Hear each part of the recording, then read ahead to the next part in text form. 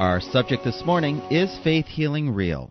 Let's take a look at Acts chapter 3, verses 1 to 16.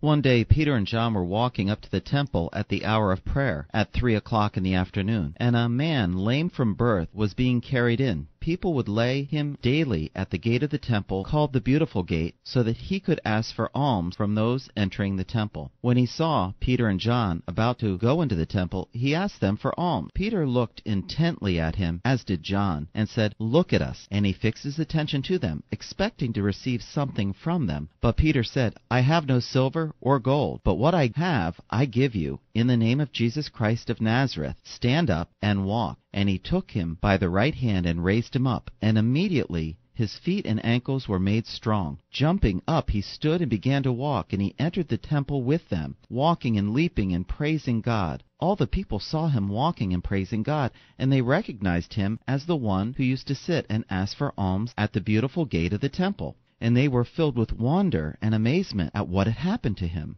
While he clung to Peter and John, all the people ran together to them in the portico called Solomon's portico, utterly astonished. When Peter saw it, he addressed the people, "You Israelites, why do you wonder at this? Or why do you stare at us as though by our own power or piety we had made him walk? The God of Abraham, the God of Isaac, the God of Jacob, the God of our ancestors has glorified his servant Jesus, whom you handed over and rejected in the presence of Pilate, though he had decided to release him. And by faith in his name itself has made this man strong, whom you see and know. And the faith that is through Jesus has given him this perfect health in the presence of all of you." This is dramatic. It is. This is dramatic. You have a guy who's always been sitting at this gate, apparently for years and years, because he can't walk. He's paralyzed. He's simply asking for money. But he didn't get it, did he? No, he didn't.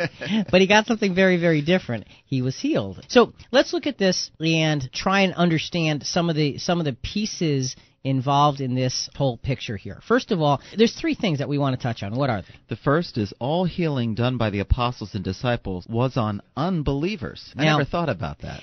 And I think that'll be an important point as we go through this 2 hours this morning and look at these examples, because we want to examine as many of the examples of healing as we can by the apostles. All of it was done on unbelievers. They weren't already converted, as is evidenced in this particular one. This is our kind of our jumping off point, if you will. Mm-hmm. What's the second one? The second is all healing done by the apostles and disciples was in public for all to see. And this was obviously a very public place. It was the gate of the temple, and there's people around, and they're recognizing him and saying, "Hey, what's going on here?"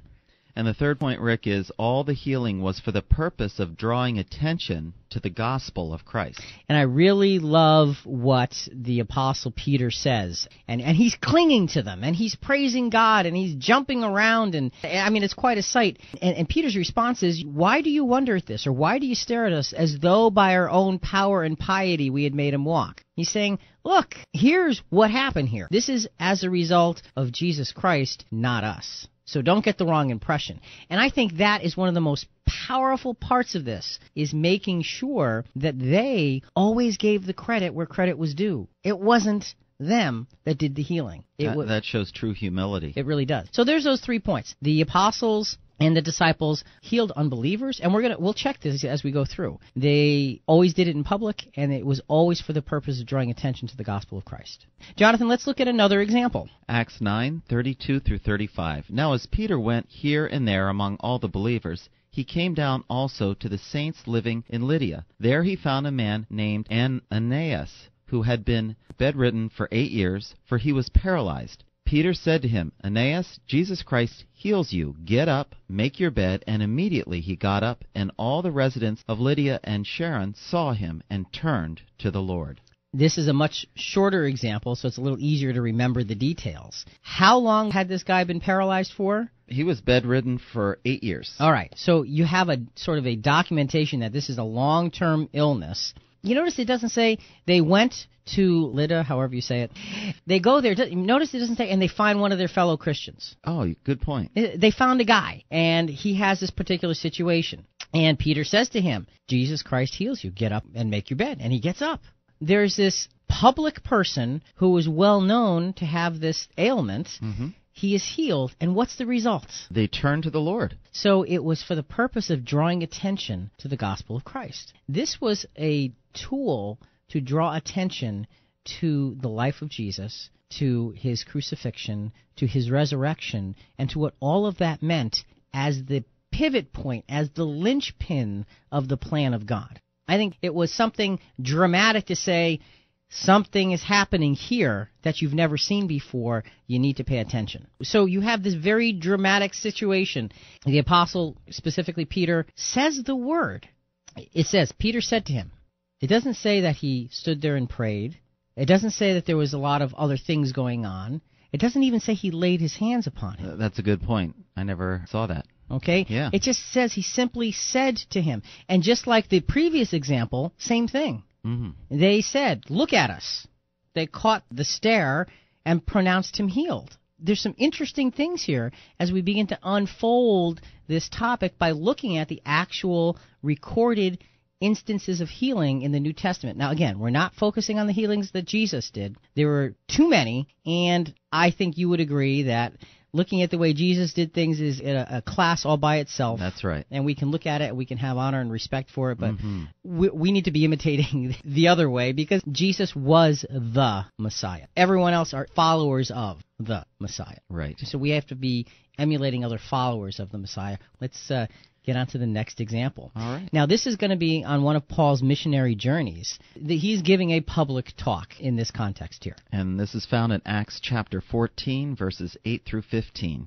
In Lystra there was a man sitting who could not use his feet and had never walked, for he had been crippled from birth. He listened to Paul as he was speaking, and Paul, looking at him intently and seeing that he had faith to be healed, said in a loud voice, "Stand upright on your feet." And the man sprang up and began to walk.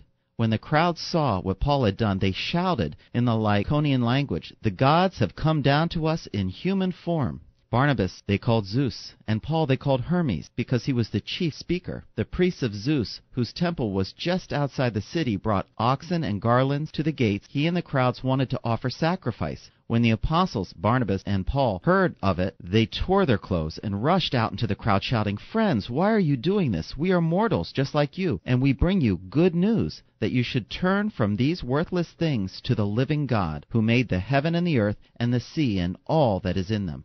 So this is a little bit different now. This is the Apostle Paul, and he's obviously in a seat of idolatry here. Yeah. He's surrounded by idolatrous belief, and this is obviously not a Jewish audience. No. Okay, this is a very Greek audience. Zeus and Hermes, they're talking about, Greek gods here. In Lystra, there's a man sitting who could not use his feet and had never walked, crippled from birth. And everyone knew it that was there. Again, everyone knew it that was there. These are pagans that they are sitting amongst. Okay, so this is not in a Christian environment here. The Apostle Paul's objective is to make it a Christian environment. Now, how does he do that? He draws attention to what he's doing because he says to the man who's crippled, he looks at him intently, and then it says, and he's seeing that he had faith to be healed. He said in a loud voice, "Stand upright on your feet." So that's a little bit different, isn't it? Because this is the first time that faith on the part of the individual being healed is mentioned. He saw something, and the fact that it's mentioning that, seeing that he had faith to be healed. The question we have to ask at this point, you have it there, but you don't have it mentioned at all or even alluded to in the previous examples we mentioned. Is faith a prerequisite? It doesn't seem to have been. So what are the prerequisites? Can you establish a firm formula for healing? And it may be a little difficult, but I think that one of the points that we need to make here is that it's in a public environment. So what happens? He heals them. What's the people's reaction? They think that he's a god for doing this. They want to offer a sacrifice on his behalf. So they're now calling Barnabas Zeus, and Paul they're calling Hermes, and they're bringing the oxen and the garlands, and they're creating this whole uproar along the lines of paganism. And the apostle says, "Ho, stop." He's saying, we are just regular men, but we are bringing good news to you, that you should turn from these worthless things, meaning Zeus and Hermes and all of that stuff, and worship the living God. The whole purpose was in a very public pagan atmosphere. So the point was to not draw attention to themselves, but to draw attention to their message as the important thing and to always downplay their role, but to upplay the role of Jesus and his Father as to the source of power for healing.